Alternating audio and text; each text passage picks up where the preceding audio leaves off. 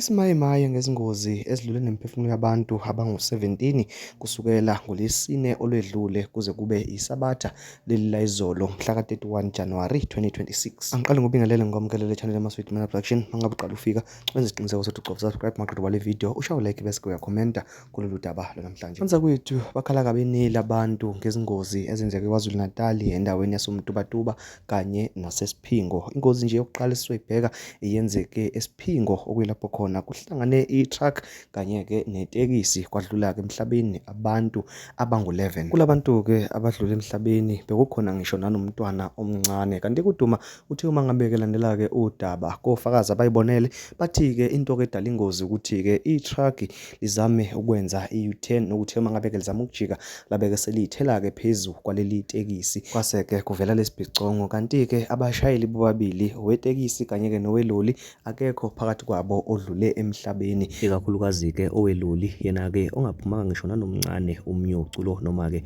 umhuzuko. Kanti-ke iloli leli kubeke sekuvela ukuthi-ke ngokomthetho nalo belikade-ke linamasondo angasakulungela ukuthi-ke lihambe ngawo emgaqweni. Abanikazi balo-ke bazobhekana nezikhukhula ngenxa-ke yokuthi babeka inzuzo phambili bakhohlwe izimpilo zabantu abasebenzisa-ke umgwaqo lo osetshenziswa-ke yilo leli loli elingakufanele ukuba semgaqweni. Kanti-ke udrayiva wetekisi yena uphuthunyiswe esibhedlela, kubeke sekuvela ukuthi-ke naye izincwadi lezo abekade-ke eshayela ngazo bese kudala za-expire-ke ngonyaka ka-2023. Kanti-ke futhi netekisi leli bekade-ke ehamba ngalo bekade-ke enze i-overload yabantu abawu-18. Kanti-ke kwingozi yaseMtubatuba khona-ke kudlula emhlabeni abantu abayisithupha bomndeni owodwa. Kulabo bantu omunye wabo ingane encane eneminyaka eyisithupha. Le ngozi-ke yona idalwe-ke yiloli kanye-ke nekhosa bese-ke kuba-ke yiyo-ke le moto bekade-ke ilayishe lo mndeni, yona-ke ekuthiwa-ke i-family car. Zonke-ke lezi gameko senzeka nje kuyo le nyanga kaJanuwari emva kokuthi